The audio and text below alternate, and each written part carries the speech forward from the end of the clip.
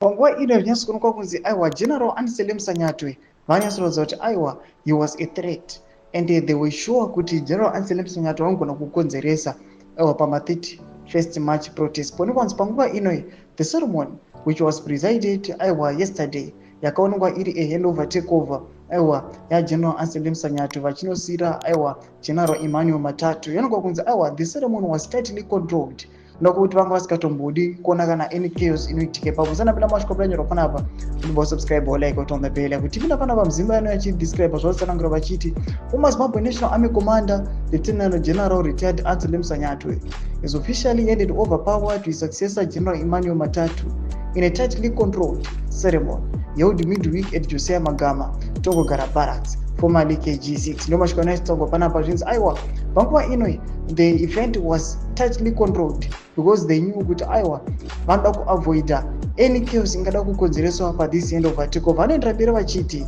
sidelining Sanyatwe is part of the broader strategy to undercut Chiwenga's influence and isolate him ahead of a possible ZANU-PF succession battle. Observers believe the timing of Sanyatwe's removal just days before planned anti-government protests suggests mnangagwa feared more than just street unrest. He feared an internal power shift.